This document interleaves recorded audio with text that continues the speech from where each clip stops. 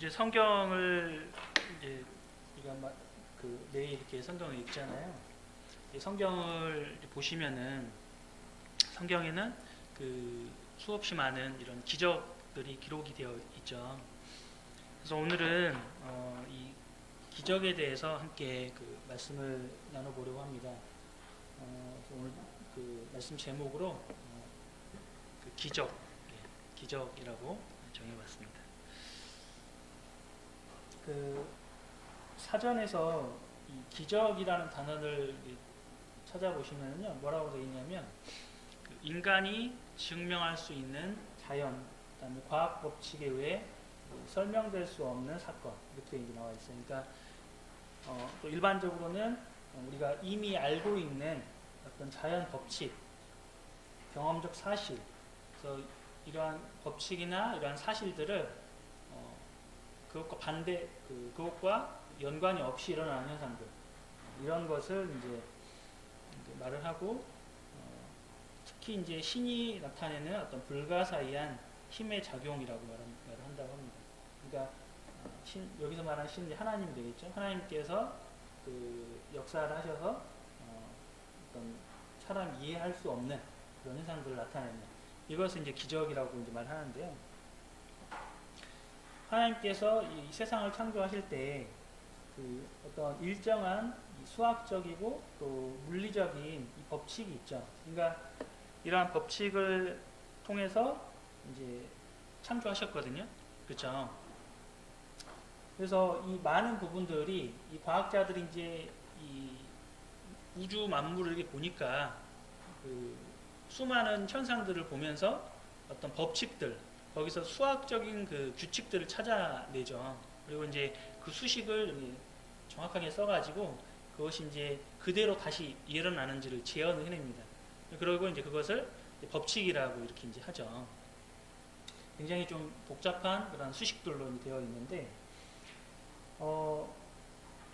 물론 이런 과학자들이 이렇게 이제 여러 가지들을 이렇게 발견하고 있지만 여전히 이 우주나 자연은 수없이 많은 이 불가사의한 그 수학적인 법칙이나 또 물리적인 법칙으로 설명할 수 없는 것들이 많이 일어나고 있어요. 아직 다 그 인간이 발견하지 못한 거죠. 이렇듯 어떤 법칙이 있는데요.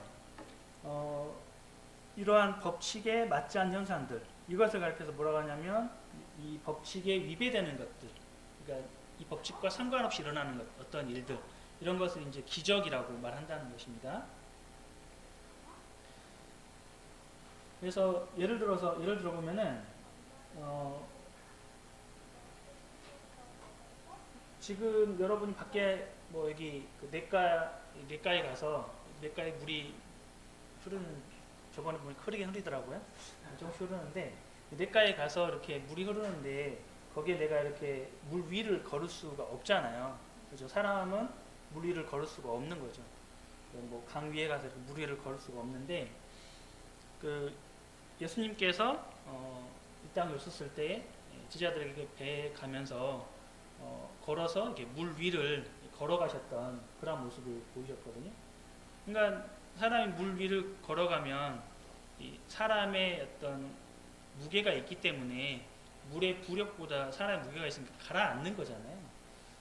근데 이제 예수님이 그것을 하셨거든요. 그러니까 이런 게 이제 기적인 거죠. 물리 현상과 맞지 않는 거죠. 정확하게. 자, 그렇다 그러면 이제 기적에 대해서 이제 생각이 되시겠죠. 그래서 본격적으로 성경의 기적을 좀 살펴보려고 하는데요. 그 전에 이 성경 전서에 대해서 다시 한번 살펴보도록 하겠습니다. 성경 전서는 우리가 알고 있는 것처럼 이 구약과 또 신약으로 이루어져 있죠.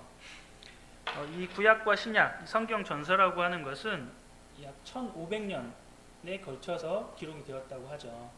그리고 이 성경을 기록한 사람들은 약 40여 명이라고 합니다. 이 성경이 이 기록된 것 자체가 어찌 보면 사람의 생각을 했을 때는 굉장히 이건 기적이라고 볼 수밖에 없어요. 방금 말씀드렸던 것처럼 1500년, 어마어마한 시간이죠. 지금 우리는 뭐 많이 살아봐야 뭐 100년, 100년 이렇게 살잖아요. 또 좀 많이 사는 100년 좀 넘게 살기도 하고, 안 그러면 이제 뭐 7, 80 이렇게 사는 거잖아요. 이런 우리가 세월을 살아가는데 이 성경은 1500년간 이 성경이 동일한 책이 이렇게 쓰여졌다라는 것이죠. 이것도 이제 기적이라고 생각할 수 있지만 그것뿐만이 아니라 성경이 가지고 있는 이 가르침, 그렇죠? 그리고 완전한 통일성, 이것이 있다라는 것이죠. 그러니까 우리가 여러 책들이 있지만 그러한 책들이 이 주제가 있고 그 책에서 말하고자 하는 이 목적이 있을 거예요. 이 성경이라고 하는 것은 완벽한 통일성을 가지고 있다는 것이죠. 창세기에서 말하는 것과 요한계시록에서 말하는 것이 같은 것이죠. 그래서 왜 이렇게 통일성을 가지게 되냐면 우리 디모데후서 3장 16절 보시면 뭐 다 아시는 말씀이죠. 모든 성경은 하나님의 감동으로 되었다고 이렇게 이제 말을 하고 있는 것이죠. 그래서 성경을 기록한 약 40여 명의 저자들, 1500년간 40여 명의 저자들이 있지만 그 기자들에 의해서 쓰여졌지만 그 기자들이 뭐냐면 하나님의 감동하심을 받아서 이 성경을 기록한 것이죠. 그래서 성경은 완벽한, 완전한 이 통일성을 유지를 하고 있는 것입니다. 그래서 시간이나 또는 공간, 우리가 이제 한국이라는 이 공간에 갇혀져 있죠. 그리고 지금 오후 8시 20분이라고 하는 이 시간에 갇혀져 있죠. 하지만 이러한 시간이나 공간 또는 어떤 문화, 공간, 민족, 성경의 저자들이 여러 민족이 있었어요. 그러나 민족들을 뛰어넘어서 하나님의 감동하심을 입어서 기록을 했기 때문에 이런 통일성을 유지할 수 있었던 것입니다. 그래서 우리는 이 성경을 이 사람이 그냥 쓴 책이 아니라 우리는 하나님의 말씀이라고 이렇게 이제 저희는 표현을 하죠. 하나님의 말씀인 성경 이렇게 이제 표현을 하고 있습니다.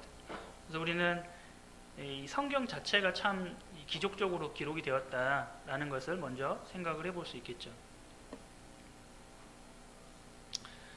성경에 이제 여러 가지 성경에는 기적에 대한 부분이 수없이 많은 부분들이 나와 있어서 그걸 하나하나 다 찾아보다가는 날이 새도 부족할 거라는 생각이 듭니다. 그래서 몇 가지 이제 제가 말씀드리려고 하는데요. 성경의 맨 처음은 잘 아시는 것처럼 창세기로 시작을 하고 있죠. 창세기는 어떻게 시작을 하느냐면 창세기는 이렇게 시작되고 있습니다. 1장 1절에 하나님이 천지를 창조하시니라 이렇게 되어 있죠. 네, 하나님께서는요 없는 것, 그렇죠? 천지를 창조하실 때는 뭐예요? 물리 세계가 실은 없던 거죠. 아무 영의 세계만 존재했던 거죠. 그래서 그 세계만 존재했는데 이 물리 세계를 하나님께서 없는 것에서 이렇게 이제 말씀으로, 이 말씀이 에너지가 있잖아요. 그 에너지를 통해서 이 물리 세계를 이제 창조하신 분이시죠, 하나님은. 그러니까 이분이 하나님이죠. 하나님은 없는 것을 있는 것처럼 부르시는 분. 이분이 바로 하나님이신 것입니다. 그래서 아무것도 없는 것에서 이 우주하고 그 모든 것, 그 중에 우리가 살고 있는 태양계를 창조하셨고, 그 중에 태양계 중에서도 이 지구를 또 창조하셨죠. 그리고 그 중에 이 사람을 또 창조하신 것이죠. 그러니까 이 모든 것을 그걸 창조하실 그때에 모든 물리 법칙을 거기에 다 두신 거죠. 그러니까 이 사시사철이 존재하는 것이고, 우주가 적당히 이렇게 이제 작용 반작용을 하고 있는 것이죠. 그러니까 우리가 이제 지구가 이렇게 회전하는 것도 알고 있고, 그렇죠. 공전하고 자전하고 이렇게 하는 것을 우리가 알고 있는 것이죠. 그 모든 것이 다 어떠한 법칙에 의해서 이루어진 것이죠. 하나님이 말씀하신. 그러니까 하나님의 그 모든 지적 능력이 여기에 다 들어가 있는 것이죠. 우리 세계가 이제 저희 어릴 때만 해도 경험할 수 없었던 수없이 많은 것들이 지금 존재하잖아요. 그렇죠? 저 어릴 때만 해도 컴퓨터도 없었어요. 근데 이제 어느 순간 초등학교 들어가고 하니까 이렇게 뭐 컴퓨터도 생겨나고, 요즘에는 이제 핸드폰, 그렇죠? 뭐 요즘 다 스마트폰이라고 부르잖아요. 이런 스마트폰. 그리고 이제 가끔 이렇게 식당에 가면 어때요? 로봇들이 이렇게 뭐 서빙도 하기도 하고, 그리고 이제 무인점 같은 데 가면 어때요? 이렇게 키오스크로 해가지고 다 이제 사람이 주문 안 받잖아요. 그런 것처럼 우리 일상생활에도 여러 가지 것들이 이렇게 이제 들어와 있거든요. 그러니까 그런 것들이 수없이 많이 굉장히 많이 발달했죠. 그러니까 저희 어릴 때와 비교하면 너무나 다른 모습들이 지금 펼쳐져 있는 것이죠. 이렇듯 세상은 끊임없이 발전하고, 뭐 특히나 최근에 뭐 어떤 인공지능 이런 것들이 이제 엄청나게 이렇게 고속으로 이제 발달한다고 하잖아요. 근데 아무리, 그러니까 그런 것을 보면서 사람 참 대단하죠. 그런 거를 이렇게 만들어내고 하는 것도 참 대단한 것이죠. 사람도 대단한 겁니다. 대단하지만 아무리 그렇게 사람이 뛰어난 어떤 지적 능력을 보여준다 할지라도요, 하나님과 비교할 수는 없는 것이죠. 고린도전서 1장 25절 한번 찾아볼까요?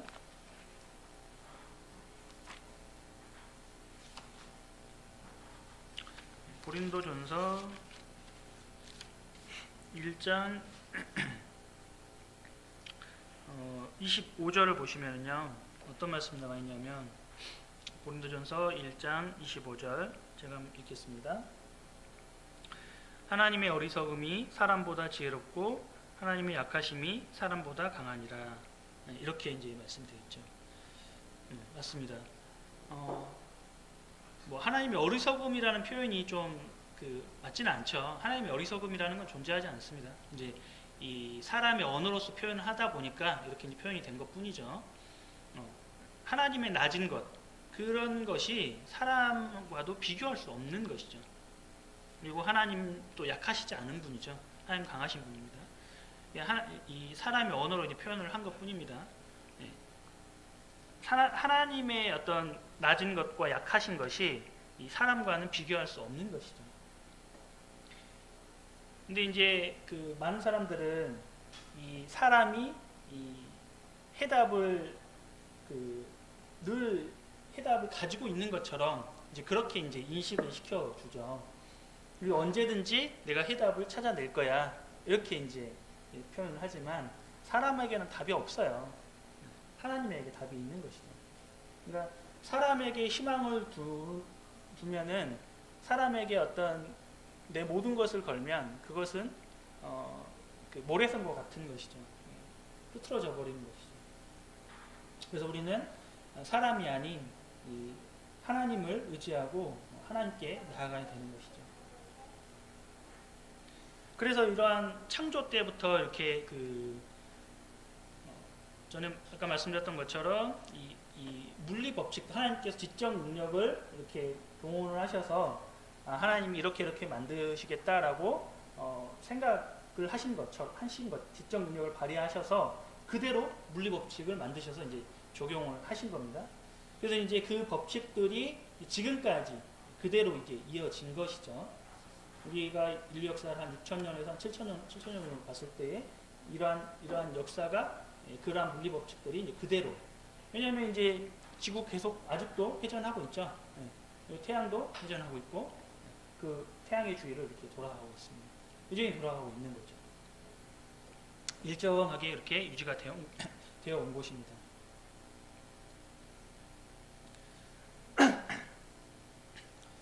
우리 출애굽기 3장 14절을 보시면요, 출애굽기 3장 14절을 보시면, 출애굽기 3장 14절 제가 읽겠습니다. 하나님이 모세에게 이르시되 나는 스스로 있는 자이니라. 또 이르시되 너는 이스라엘 자손에게 이같이 이르기를 스스로 있는 자가 나를 너희에게 보내셨다 하라. 이렇게 이제 말씀하셨는데요.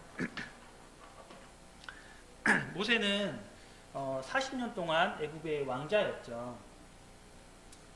그리고 40년이 되었을 그때에 본인 자신이 이제 이스라엘 사람인 것을 알게 되었고, 그때 이 애굽 사람을 이제 죽이게 되었어요.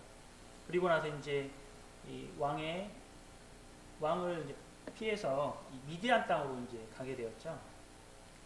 그리고 여기에서 다시 40년 동안 장인인 이드로의 양을 치는 목자로서의 생활을 하고 있었습니다.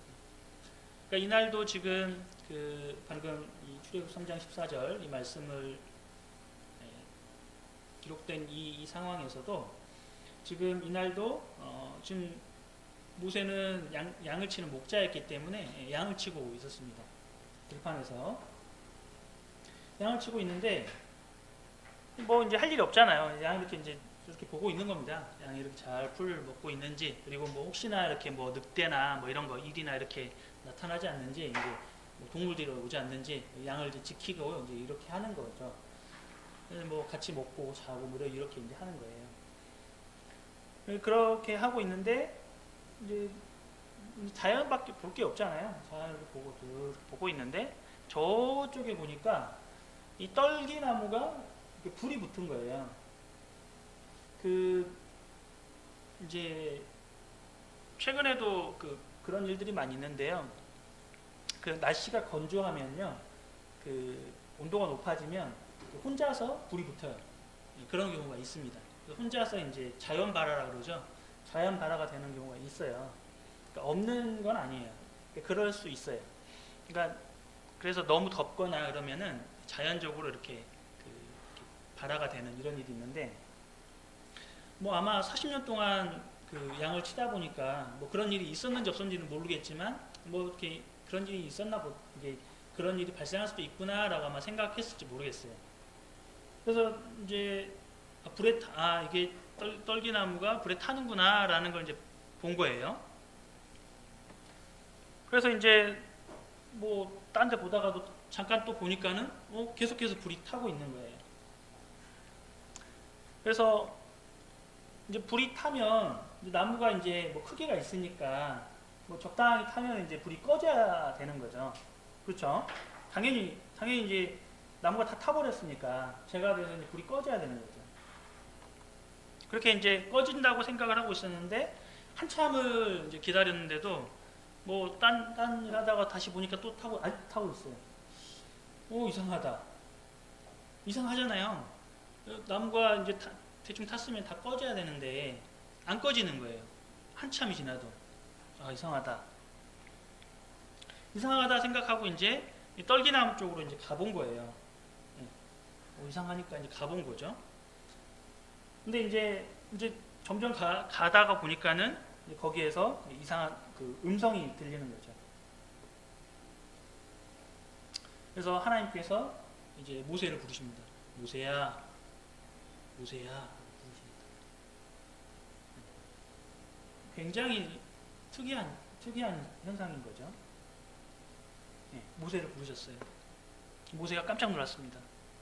왜냐하면 떨기나무 가운데서 음성이 나니까 놀라죠. 그렇죠. 그리고 모세에게 이제 모세를 부르셔서 모세를 세우시고 이 모세를 통해서 애굽에서 고통받고 있는 이스라엘 백성들을 이스라엘 백성들의 이 신음 소리를 하나님께서 들으셨다고 말씀하시죠. 그리고 나서 하나님께서 이 모세를 이 애굽에 다시 보내시죠. 그러면 하나님께서 이 자신을 가리켜서 하나님께서 뭐라고 하시냐면 나는 스스로 있는 자다라고 말씀하세요. 하나님 어떤 분이라고요? 스스로 있는 자. 하나님은 스스로 있는 자입니다. 그래서 저희들이 이 하나님 앞에 나아간 그곳에서 하나님께서 모세가 하나님 앞에 나갔을 때 뭐라고 하셨냐면요.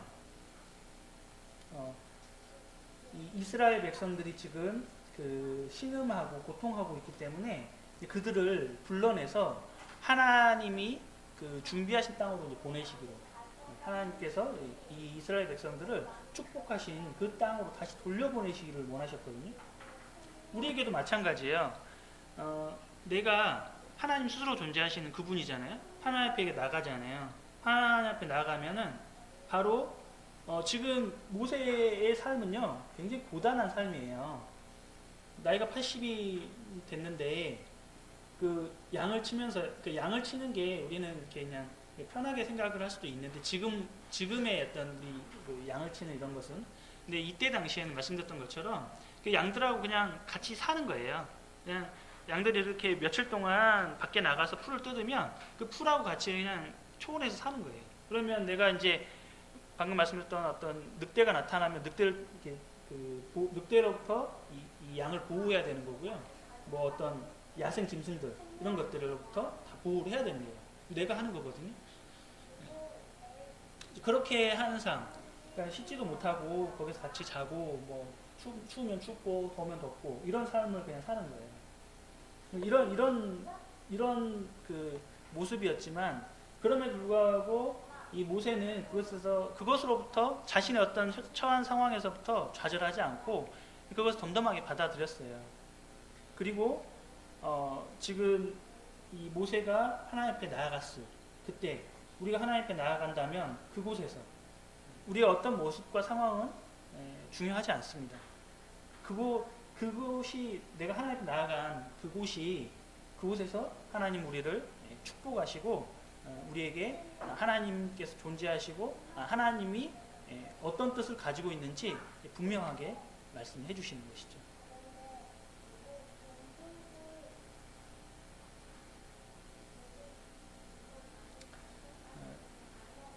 열왕기상 18장에도 보시면은요, 열왕기상 18장 35절.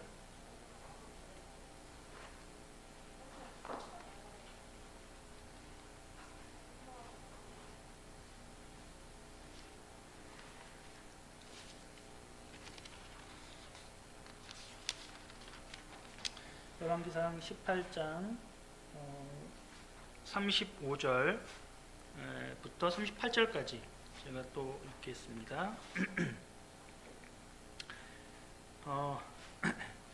물이 제단으로 두루 흐르고 도랑에도 물이 가득 찼더라.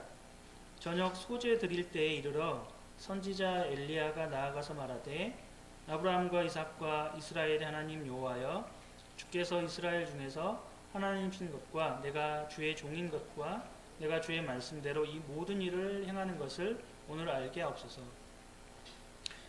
여호와여, 내게 응답하옵소서. 내게 응답하옵소서.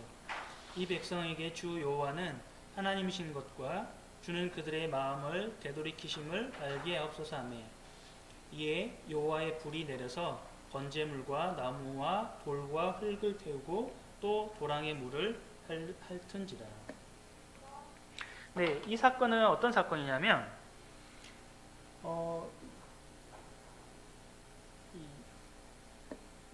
남쪽에는 남유다와 북쪽에는 북이스라엘, 이렇게 그 왕조가 나뉘어 솔로몬 이후에 나뉘게 되었죠. 이 북이스라엘의 그 왕이 지금 현재 누구냐면 아합이라고 하는 사람인데, 북이스라엘 왕 중에서도 가장 악한 왕, 이 아합이라는 이 왕입니다. 이 왕이 다스리던 때에 이제 엘리야가 겪은 일이에요. 아합은 아합뿐만 아니라 이 이세벨이라고 하는 왕비가 있었는데요. 이 사람은 어떤 사람이냐면 이방인이에요. 그래서 이 하나님께서 이방인과 결혼하는 것에 대해서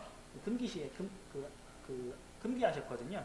근데 그런 이방인과 결혼한 것도 모자라서 이 이세벨은 이 바알을 섬기는 여인이었거든요. 그래서 자신의 나라에서 이 바알을 섬겼는데, 이 바알을 섬기는 그 제사장들이 있었어요. 엄청 많은 제사장들을 자기가 결혼을 하면서 다 데리고 온 거예요. 그러니까 이 왕가에서 이 바알 우상을 섬기니까 그게 다 영향을 받잖아요. 그죠? 그러니까 사람들이 다 그 영향을 받아가지고 이제 바알을 안 그래도 바알을 섬겼는데 이제 더 섬기는 거죠. 대놓고 이제 바알을 섬기는 겁니다. 네, 이렇게 그 굉장히 이 하나님을 섬기라고 해야 되는 왕이 이 바알을 섬기는데 아주 그냥 그 발벗고 나서는 그러한 행복이 좀 돼버린 거예요. 이 사람과 라합이라는 것입니다. 그래서 하나님께서 이 이스라엘을 그대로 두고 보실 수가 없었어요. 그래서 이 땅에 이 3년간 이제 가뭄을 비를 안 내리셨습니다. 3년 동안 1년간만 비가 안 와도요. 예, 너무 힘들잖아요. 우리가 뭐 겨울감, 봄감, 겨울감 이런 식으로 하는데 봄 가을에도 이렇게 비가 안 오면 이렇게 저수지가 말라버리잖아요. 그런데 3년이나 지금 비가 안 온 상황이 돼버린 거예요. 그래서 지금 3년이 돼버린 거예요. 3년이 된 거예요. 3년이 된 상황이에요. 그럼에도 불구하고 그러면 뭐냐면 회개해야 되잖아요. 하나님께서 그 베푸신 것을 내가 이해하고 마음속 깊이 내가 실수했구나, 잘못했구나 하고 회개해야 되잖아요. 다시 하나님께 돌아가야 되는 게 맞거든요. 근데 그렇게 하지 않았어요. 이세벨이라고 하는 이 여왕도 이 왕비도 굉장히 악한 사람이죠. 그래서 이제 하나님께서 이 엘리야에게 이제 이 바알의 제사장들과 이 갈멜산에 지금 이제 모이게 하셨어요. 이 엘리야가 이제 이 아합 왕에게 이제 전달했습니다. 그래서 이제 바알의 이 제사장들과 이 엘리야와 함께 이렇게 이제 갈멜산 아합 왕과 함께 갈멜산에 백성들과 같이 다 모인 거예요. 모여서 자 그러면 이제 어떤 신 바알이 응답을 하는지 아니면 하나님이 응답을 하는지를 이제 이렇게 테스트를 해본 거예요. 어떤 신이 응답을 하는지. 그것을 통해서 참 신이 누군지를 한번 알아보자. 이렇게 이제 한 겁니다. 그래서 이제 첫 번째로 이제 바알의 선지자들이 다 나왔습니다. 약 450여 명이라고 합니다. 이 선지자들이 나와가지고 이 제단에다 송아지를 잡아가지고 제단에다 이렇게 올려놨어요. 그리고 나서 제단 위에 올려놓고 그 제단 위에 이렇게 불이 내려오면 이제 하나님이 그러니까 신이 응답했다라고 이제 그 판단하기로 한 것이죠.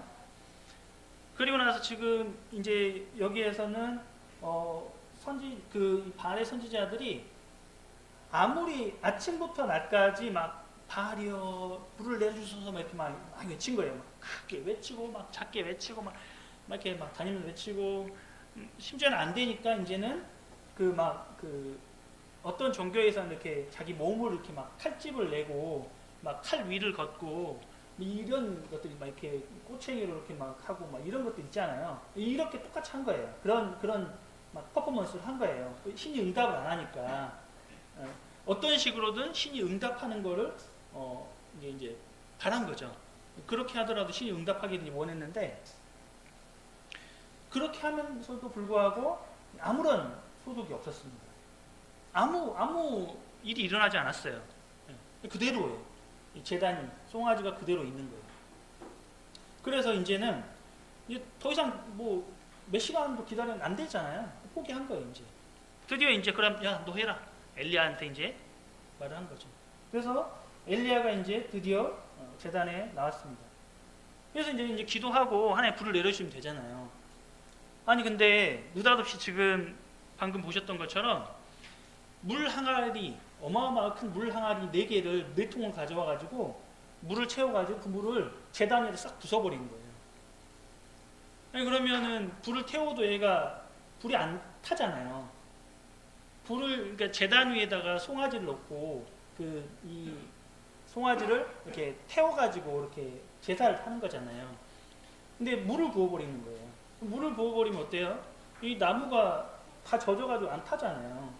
근데 그것도 모자라서 4통에 있던 물을 다 붓고 나서 또 2번을 그러니까 12통을 그 제단 위에다 뿌려버린 거예요. 그러니까 제단 위에 그냥 물이 흥건하게 있는 거죠. 근데 그 제단뿐만 아니라 물이 어마어마하게 있으니까 그 주변에도 이렇게 흥건하게 그냥 물이 이렇게 수북수북게 있는 거죠. 근처에도.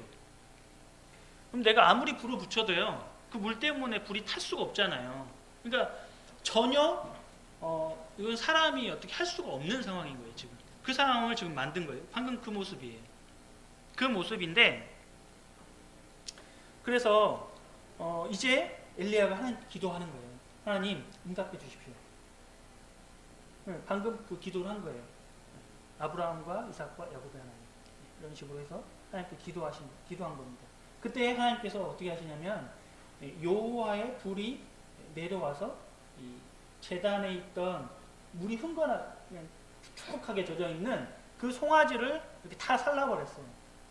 근데 그 송아지를 살라버릴 뿐만 아니라 주변에 물이 흥건하게 있었다고 했잖아요. 여기 첨벙첨벙하게 있었어요. 여기서는 지금 어떤 표현을 했냐면은 핥아버렸다라는 표현이 나와 있거든요. 그만큼 우리가 이제 딸기잼 같은 거 자꾸 먹을 때 이렇게 그 요플레 같은 거 먹을 때 어때요? 이렇게 하잖아요, 가끔씩.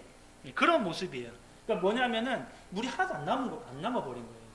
물을 어때요? 4통이나 이렇게 12통을 부어서 이렇게 흥건하게 되었던 주변이 하나님께서 물을 핥아버린 것처럼 물이 하나도 남지 않고 다 살라버린 거죠. 하나님의 불이. 그러니까 그렇게 위력적인 불이 지금 나온 것이죠. 그래서 이건 뭐예요? 분명하게 하나님 응답하셨다는 걸 알 수 있잖아요. 방금 전에까지 지금 이 바알의 선지자들이 어떻습니까? 아무리 막 뛰놀고 막 칼집을 내고 꼬챙이를 한다 아무리 한다 할지라도 아무 응답이 없었는데 분명히 하나님께서는 응답을 하신 것을 알 수 있는 거죠. 물을 그렇게 부었음에도 불구하고 모든 것을 다 살라버린 거예요. 거기에 있는 제단에 있는 것들을 다 살라버린 것입니다. 그러자 이제 거기 모였던 모든 백성들이 이제 하나님 앞에 납작 엎드렸습니다. 하나님 되시는군요. 하나님 위대하신 분이군요. 하나님 놀랐습니다. 당연히 그럴 수밖에 없죠, 지금 상황이. 그래서 하나님을 인정하게 되었습니다. 그리고 이제 이 바알 응답하지 않았던 가짜신 거짓신들, 거짓된 바알의 제사장들을 그들을 모두 잡아서 다 죽여버렸습니다. 세상의 모든 신은요 거짓입니다. 그렇죠? 오직 하나님만이 참 신이시죠. 하나님은 이 하나님을 대적한 모든 사람을 멸하시는 분이십니다. 그리고 엘리야의 기도를 들어주셨잖아요. 응답하셨잖아요. 그렇게 응답하신 것처럼 우리의 기도예요. 우리가 하나님께 나아가서 기도할 그때에 우리의 기도를 응답하시는 분이 바로 하나님이시죠. 우리는 구약뿐만 아니라 신약에서도 수없이 많은 이 기적들을 만나게 됩니다. 예수님께서는 이 지붕을 뚫고 중풍병자를 고쳐주셨고요. 아까 말씀드렸던 물결이 심한 파도를 이렇게 잔잔하게 하시고 물 위도 걸으시고요. 또 죽었던 나사로를 이렇게 살리시기도 하셨죠. 마찬가지로 예수님의 제자들도 예수님의 이름으로 이와 같은 놀라운 기적들을 행하게 되었죠. 그래서 우리는 여러 가지 이제 좀 기적들을 살펴봤는데요. 수많은 이 기적들을 통해서 우리는 하나님께서는 이 기적을 통해서 하나님 되심을 나타내시는 거죠. 그렇죠? 왜냐하면 사람의 어떤 능력으로는 할 수 없는 일이니까. 하나님이 하신 것을 분명히 드러내시는 거예요. 이것은 하나님이 하신 것이다 라는 것을 인정할 수밖에 없죠. 사람의 힘으로 할 수 없는 그 일을 하나님이 하시는 것입니다. 그래서 우리는 하나님께서 분명히 존재하시고 살아계시는 것을 우리는 그걸 통해서 알 수 있죠.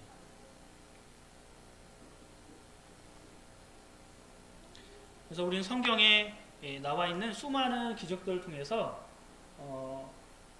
하나님 자신을 이 사람에게 이렇게 드러내시는, 하나님께 자신을 이렇게 나타내시는 것을 발견할 수가 있습니다. 방금 보셨던 열왕기상 그 18장 44절에는 어떤 말씀이 나와 있냐면요. 7번째 이르러서는 그가 말하되 바다에서 사람의 손만한 작은 구름이 일어나나이다. 이렇게 이제 기록이 되어 있는데요. 이 말씀은 무슨 말씀이냐면, 이 바알의 선지자들과 이제 대결을 했잖아요. 그러면서 지금 이 이스라엘의 가뭄이 지금 해결이 안 됐어요. 3년간 비가 안 내렸다 그랬죠. 그러니까 사람이 살기 굉장히 지금 척박한 환경이 돼버린 거예요. 이게 지금 해결이 안 됐어요. 그래서 이제 이 엘리야가 이제 하나님 기도하는 거예요. 네.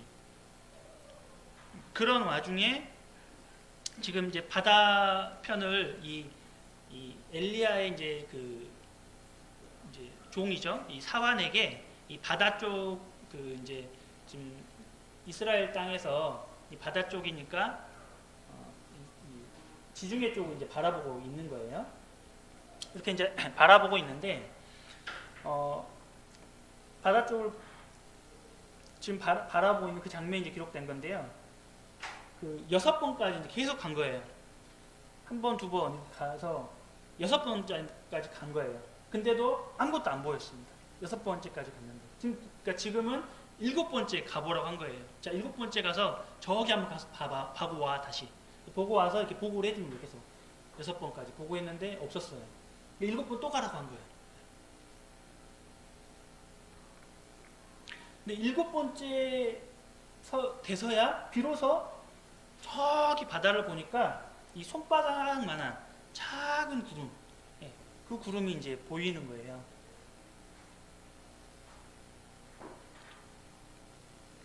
어쩌면 지금 우리에겐 어때요? 이 성경이 지금 완성돼 있죠. 이 지금 엘리야가 살던 이 시대, 그리고 예수님 제자들이 살던 그 시대에는 성경이 완성되지 않았어요. 그래서 그들은 불안했겠죠. 하나님의 응답하심에 대해서 분명하게 받아야 됐잖아요. 그 하나님의 능력을 의지하고 이들이 간절하게 또 강렬하게 이렇게 기도했을 것입니다. 근데 우리에게는요, 성경이 완성되었어요. 그러니까 오늘의 우리에게는 수많은 기적들을 우리는 이미 다 알고 있잖아요. 그 기적이 아닌 엘리야가 지금 어때요? 야, 계속 가. 6번까지 가봐. 뭐 얼마나 멀리 갔는지는 모르겠어요. 왔다 갔다 계속 했는지. 어쨌든 그 인내가 필요한 거잖아요. 그래서 엘리야가 그랬듯이 이런 믿음의 인내가 우리에게 필요하지 않을까 생각이 듭니다.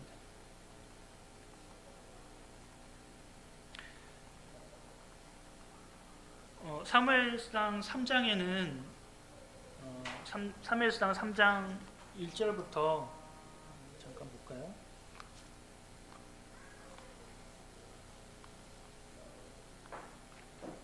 (3장) 1절부터 4절까지인데요. 사무엘상 3장 1절부터 4절까지. 아이 사무엘이 엘리 앞에서 여호와를 섬길 때에는 여호와의 말씀이 희귀하여 이상이 흔히 보이지 않았더라. 엘리의 눈이 점점 어두워가서 잘 보지 못한 그때에 그가 자기 처소에 누웠고 하나님의 등불은 아직 꺼지지 아니하였으며 사무엘은 하나님의 궤 있는 여호와의 전 안에 누웠더니 여호와께서 사무엘을 부르시는지라. 그가 대답하되 내가 여기 있나이다 하고. 오늘날 우리가 살고 있는 이 시대는요, 하나님의 말씀이 너무나 많이, 우리 금방 찾을 수 있잖아요. 유튜브에 들어가면은 수없이 많은 말씀들이 거기에 존재해요. 너무나 많이 퍼져 있어요. 그래서 우리는 오히려요, 하나님의 말씀을 그냥 대수롭지 여기지 않아요. 아니 뭐 그냥 여기도 있고 저기도 있는 말씀, 그 말씀, 뭐 우리가 알고 있는 그 말씀. 오히려 하나님의 말씀을 때로는 업신여기기도 하죠.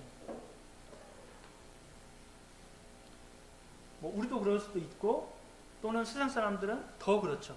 하나님의 말씀을 그냥 헌신짝 버리듯 취급해버리는 것이죠.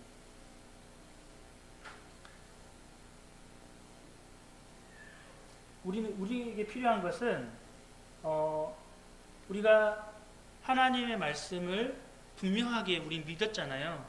우린 믿은 사람이죠. 믿고 나서 하나님께서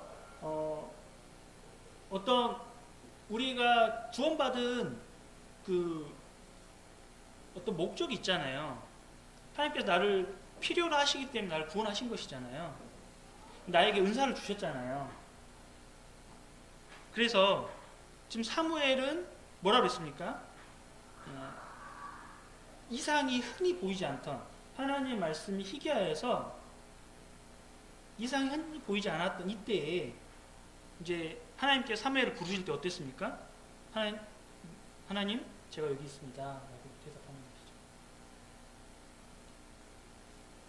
것이죠. 하나님께서 나를 필요로 하시 그때 사무엘처럼 하나님 제가 여기 있습니다 라고 할 수 있는 그냥 순수한 믿음이 우리에게 필요할 것입니다.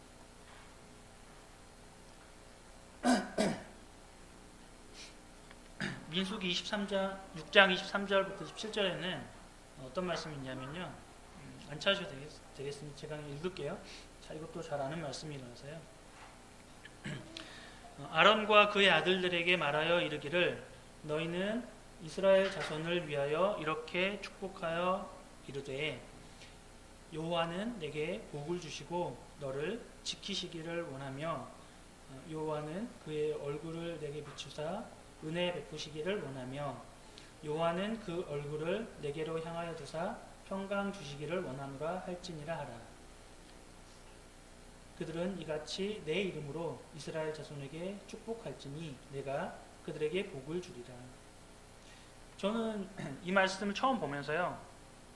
이 말씀은 신약에 있어야 될 말씀 같은 느낌이 많이 들었어요.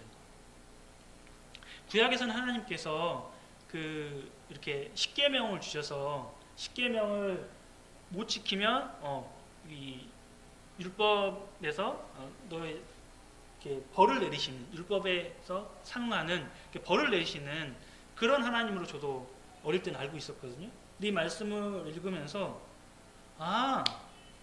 하나님은 나한테 복을 주시는 분이구나라는 것을 깨닫게 된 것 같아요. 하나님께서는요, 이 기적을 통해서 하나님께서 하나님이심을 우리에게 나타내시고 보여주셨죠. 그래서 우리는 이 성경에 수없이 많은 증거들, 이 증거들을 통해서 우리는 하나님을 믿게 되었습니다. 하나님이 예수님을 보내셨고 그 예수님이 참 하나님이시구나 라는 걸 우리는 알게 되고 믿게 되었죠. 그런데요, 세상을 살아가는 것은 결코 우리가 쉬운 일은 아닙니다. 그렇죠? 우리가 다들 3, 40년, 그 이상 5, 60년 이렇게 다 살았잖아요. 그렇게 살아가는 것이 저도 이제 40년, 45년 정도 살아보니까 쉽지 않아요. 결코 쉽지 않습니다. 그렇기 때문에 우리는 어때요? 때로 실수하기도 하고요. 때로 넘어지기도 하죠. 그럴 때 어떻게 해야 됩니까? 우리는 다시 일어설 수 있습니다. 근데 다시 일어서서요. 어떻게 하길 원하시냐면 하나님은 다시 일어서서 내 생각대로 나가길 원하시는 게 아니라 그때 모세가 했던 것처럼 하나님 앞에 나가기를, 하나님 앞에 나오기를 원하시는 것입니다. 그리고 엘리야처럼요. 우리가 인내하기를 원하시는 것이죠. 그래서 우리가 하나님 앞에 나아갈 때 하나님께서는 이 민수기에서 방금 말씀해 주셨던 것처럼요. 우리에게 어때요? 하나님은 우리를 복 주시는 분, 축복하시는 분이세요. 우리를 축복해 주실 것입니다.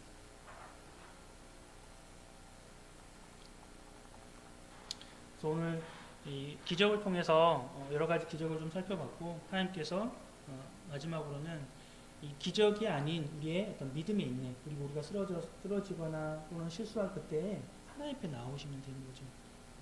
그러니까 내가 내 생각대로 나가려고 하는 습성이 강한데 그럼에도 불구하고 하나님 언제나 우리 기다리시니까 하나님 앞에 나오면 하나님 우리를 받아주시고 또 우리를 다시 일으키시고 또 우리를 축복하시는 분이 바로 하나님이시다 하는 것을 말씀드렸습니다. 그러면 기도하고 지고 또 교제하는 시간 갖도록 하겠습니다. 기도하겠습니다.